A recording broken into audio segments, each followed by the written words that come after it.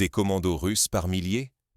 Et si tout n'était qu'une mise en scène pour cacher une stratégie beaucoup plus inquiétante? Il y a quelques jours à Ouagadougou, une tentative de coup d'État contre le capitaine Ibrahim Traoré a échoué dans des circonstances brumeuses. La version officielle parle d'un complot sophistiqué, orchestré depuis l'étranger, déjoué in extremis par les services de sécurité. Mais dès le lendemain, une autre histoire s'est propagée comme une traînée de poudre. La Russie serait intervenue avec des milliers de commandos pour sauver Traoré. Des vidéos virales, des images partagées, et surtout, des rumeurs martelées avec insistance. Le Kremlin aurait envoyé ses forces d'élite, transformant le Burkina Faso en forteresse sous haute protection de Moscou. Face à cette avalanche d'informations, les experts sont divisés. Le pouvoir affirme que la main russe a permis d'étouffer la menace, mais les analystes sceptiques dénoncent une campagne d'intoxication. Pour le grand public, difficile de trier le vrai du faux. L'influence russe dans la région est réelle, mais l'image d'un débarquement massif de soldats masque peut-être une réalité bien plus subtile et plus dérangeante encore. Une alliance discrète, stratégique, où Traoré et Moscou font front commun pour redessiner les rapports de force en Afrique de l'Ouest. Ce que vous croyez sur l'Afrique aujourd'hui façonnera votre compréhension du monde de demain.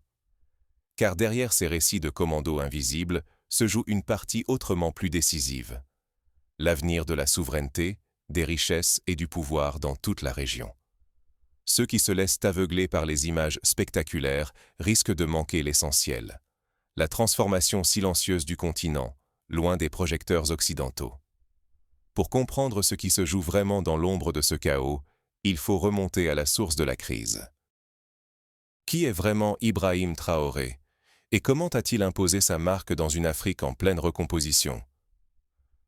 Pour saisir l'importance du moment, revenons sur l'ascension fulgurante d'Ibrahim Traoré et les choix radicaux qui ont bousculé l'ordre établi au Burkina Faso. Pourquoi le Burkina Faso est-il soudainement devenu l'épicentre d'une bataille régionale dont les enjeux dépassent largement ses frontières? En moins de 3 ans, le pays a été secoué par 5 tentatives de coup d'État. Ce climat de défiance extrême n'est pas le fruit du hasard, mais le symptôme d'une crise de légitimité profonde qui touche toute la région du Sahel. À la tête de ce tumulte, un homme, le capitaine Ibrahim Traoré. À seulement 34 ans, il est devenu le plus jeune chef d'État d'Afrique. Mais son accession au pouvoir n'a rien d'un accident. Il s'est imposé en septembre 2022, au terme du 2e coup d'État de l'année, en promettant ce que son peuple réclamait par-dessus tout, la sécurité. Pour Traoré, la brutalité de ses méthodes se justifie par l'urgence de la situation. Le pays est rongé par la violence djihadiste et la défiance envers une élite perçue comme impuissante. Pour beaucoup de Burkinabés, cet homme incarne l'espoir de voir émerger un État plus fort, capable de reprendre le contrôle de son territoire et de son destin. Mais la montée de Traoré n'est pas seulement une affaire de force militaire. C'est aussi une ruée vers la souveraineté, un rejet total des anciennes puissances coloniales. En rompant avec la France, Traoré a conquis les foules en s'appuyant sur une rhétorique panafricaine qui fait écho à celle des grandes figures révolutionnaires du continent. L'expulsion des troupes françaises n'est pas qu'un geste symbolique. Elle marque une rupture avec un passé de dépendance et le début d'une quête d'autonomie radicale. Ignorer ce contexte, c'est passer à côté des vraies causes de l'instabilité et du sens profond de cette nouvelle ère politique africaine. Car au Burkina Faso, ce qui se joue aujourd'hui, c'est l'avenir du pouvoir, de la souveraineté et de la stabilité dans toute l'Afrique de l'Ouest. Mais cette contestation n'est plus seulement locale. Désormais, les influences extérieures s'invitent dans l'arène, et c'est là que la Russie fait une entrée remarquée. L'arrivée de la Russie bouleverse tous les rapports de force. Avant de comprendre ce que cela signifie pour le Burkina Faso, il faut explorer comment cette nouvelle alliance se construit dans l'ombre et pourquoi elle inquiète autant l'Occident. Fake news ou réalité géopolitique? À qui profite vraiment la confusion autour des commandos russes au Burkina Faso? La dernière tentative de coup d'État a déclenché une véritable guerre de l'information, dont les échos résonnent bien au-delà des frontières du pays. En quelques heures, des vidéos virales ont inondé les réseaux sociaux. Elles affirmaient que des milliers de soldats russes venaient de débarquer à Ouagadougou, prêts à protéger le capitaine Ibrahim Traoré contre tous ses ennemis. Mais derrière ces images spectaculaires, une question subsiste. Assistons-nous à une intervention massive ou à une habile manipulation? De nombreux analystes se montrent sceptiques et dénoncent une exagération orchestrée par l'État burkinabé, bien décidé à amplifier la menace étrangère pour consolider son pouvoir. Ce brouillard médiatique profite au régime, qui peut ainsi justifier le durcissement de ses méthodes et détourner l'attention des tensions internes. Pourtant, derrière la propagande, la réalité n'est pas totalement fictive. La Russie est bel et bien présente. Une première centaine de soldats russes a été déployée, marquant le début d'une coopération militaire qui s'intensifie mois après mois. Des plans d'expansion sont évoqués, avec des livraisons d'armes, des conseillers et des accords de sécurité qui redessinent les équilibres régionaux. Ce rapprochement ne doit rien au hasard. Depuis l'expulsion de la France, une grande partie de la population burkinabé affiche un soutien massif à Moscou, vu comme un partenaire plus fiable et moins arrogant. Ce rejet de l'Occident nourrit l'espoir que la Russie aidera enfin le pays à sortir du cycle de la violence et de la dépendance. Pour Traoré, s'allier à Moscou, c'est à la fois défier ses adversaires extérieurs et renforcer sa légitimité. Mais attention, se contenter de dénoncer les fake news ou de céder aux rumeurs, c'est courir le risque de ne pas voir la véritable recomposition des alliances en Afrique de l'Ouest. Cette zone grise où se mêlent propagande, réalité militaire et intérêt populaire peut piéger aussi bien les observateurs que les décideurs. Comprendre qui contrôle le récit, c'est déjà anticiper qui contrôlera demain le pouvoir et les ressources. Reste à savoir comment Ibrahim Traoré utilise cette alliance et cette nouvelle légitimité pour consolider son emprise sur le pays. Plongeons maintenant dans la stratégie du pouvoir et ses conséquences concrètes sur le terrain. Extradition d'un ex-président, répression féroce et nouveaux alliés. Jusqu'où ira Traoré? La chute de Paul-Henri Damiba, ancien président devenu exilé, n'était qu'un début. Aujourd'hui, Traoré marque une victoire éclatante. Il obtient l'extradition de Damiba, un signal fort lancé à tous ses rivaux. Aucun refuge, même à l'étranger, ne protège plus ses adversaires. Dans la foulée, le régime enclenche une purge sans précédent. Opposants politiques, officiers sceptiques, journalistes critiques, tous sont désormais vulnérables. Les accusations pleuvent, corruption, complot, trahison. Les arrestations se multiplient, souvent sans procès public, instaurant un climat de peur calculé. Pour justifier cette fermeté, Traoré promet l'autosuffisance militaire. Le discours officiel martèle « Plus jamais nous ne dépendrons de puissances étrangères pour défendre notre sol ». Dans les casernes, on parle d'un Burkina Faso souverain, prêt à produire ses propres armes, à former ses soldats et à sécuriser ses frontières. Mais cette ambition n'est possible qu'avec l'appui de Moscou. La Russie ne se contente plus de fournir des soldats. Elle livre désormais du blé, signe des accords énergétiques stratégiques, et partage même des technologies de satellite. Une alliance discrète, mais déterminante. Elle garantit à Traoré des ressources vitales et une marge de manœuvre inédite face à l'Occident isolé. Cette efficacité brutale rend Traoré presque intouchable. Son autorité s'enracine autant dans la répression que dans le soutien matériel venu du Kremlin.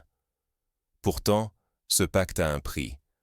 En fermant les yeux sur les dérives autoritaires, la population et la région risquent de normaliser la répression. La démocratie vacille, les libertés s'amenuisent, et l'exemple burkinabé pourrait vite faire école dans toute l'Afrique de l'Ouest. Mais le cas burkinabé n'est qu'un maillon d'une transformation bien plus vaste. Ce nouvel équilibre de pouvoir, porté par Moscou, recompose déjà l'ordre régional et inspire d'autres capitales africaines. Et si le Sahel devenait le laboratoire d'une rupture mondiale avec la domination occidentale? Ce n'est pas une fiction, mais une réalité qui prend forme sous nos yeux. Après des décennies où le Sahel était sous influence occidentale, une nouvelle page s'ouvre. L'Alliance des États du Sahel, ou AES, est née. Cette coalition, réunissant le Burkina Faso, le Mali et le Niger, ne se contente pas de simples paroles. Ensemble, ils partagent renseignements, stratégies militaires et refusent l'ingérence occidentale dans leurs affaires. Le retrait fracassant de la CEDEAO marque une rupture historique. Cette organisation, autrefois pilier régional, est aujourd'hui vue comme l'ombre d'une époque révolue. À sa place, l'AES forge une nouvelle architecture sécuritaire, pensée par et pour les pays du Sahel. Le cycle des coups d'État, hier symbole d'instabilité, devient aujourd'hui la matrice d'une souveraineté collective. Pour ces nations, chaque renversement n'est plus un simple accident, mais un acte fondateur pour s'émanciper et redéfinir leur destin commun. La Russie s'impose désormais comme le véritable partenaire stratégique. Loin des images sensationnalistes de milliers de soldats débarquant à Ouagadougou, son influence se déploie à travers des accords militaires, des livraisons d'armes, mais aussi par le partage d'expertise et de renseignements. Cette présence, discrète mais décisive, marginalise progressivement l'Europe et rebat les cartes du pouvoir sur le continent. Moscou n'agit pas par générosité. Elle saisit l'opportunité d'affaiblir ses rivaux occidentaux tout en sécurisant ses propres intérêts. Mais pour le Burkina Faso et ses alliés, l'essentiel est ailleurs, retrouver la maîtrise de leurs richesses, de leurs terres et de leur sécurité. Ne pas comprendre cette transformation, c'est risquer d'être dépassé par la prochaine vague de crises africaines. Car ce remodelage du Sahel aura des conséquences bien au-delà des frontières, flux migratoires, nouveaux marchés, sécurité régionale et redistribution des alliances au niveau mondial. Le Sahel n'est plus uniquement le théâtre de conflits, il est le terrain d'expérimentation d'un nouvel ordre international. Et la question n'est plus de savoir si cette dynamique va s'étendre, mais jusqu'où. Mais alors, que cache vraiment la présence russe au Burkina Faso, et comment le capitaine Traoré parvient-il à consolider son pouvoir? Démêlons la réalité des fantasmes dans la suite. La vraie révolution du Sahel ne se voit pas dans les gros titres, mais dans les alliances silencieuses et les actes décisifs. Pendant que certains parlent de milliers de commandos russes débarquant à Ouagadougou, la réalité est tout autre. L'intervention russe est bien réelle, mais elle avance à pas feutrés, par des accords militaires, des formateurs et des conseils stratégiques, pas par des divisions entières visibles sous le soleil brûlant du Burkina Faso. C'est là toute la subtilité de la nouvelle géopolitique. Moscou s'installe, non pas en envahisseur, mais en partenaire calculateur, tissant pas à pas une toile d'influence sans précédent sur la région. La Russie n'a pas besoin de faire défiler ses soldats pour transformer le jeu. Elle fournit ce que l'Occident n'offre plus, et laisse les dirigeants locaux bâtir leur propre autorité. La véritable force d'Ibrahim Traoré ne repose donc pas sur l'omniprésence des fusils russes, mais sur sa capacité à verrouiller l'appareil d'État, à étouffer la dissidence et à orchestrer une consolidation interne brutale mais efficace. Traoré façonne un pouvoir inédit, en s'appuyant sur une opinion publique lassée des échecs répétés de l'ancienne puissance coloniale et avide de souveraineté retrouvée. Le Sahel, désormais, n'obéit plus aux vieilles règles dictées à Paris ou à Washington.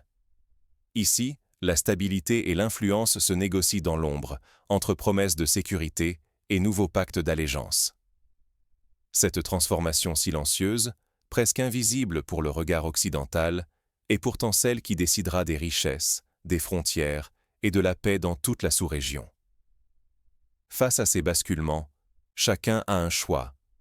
Rester passif devant la façade officielle, ou plonger plus profond pour comprendre qui tire vraiment les ficelles.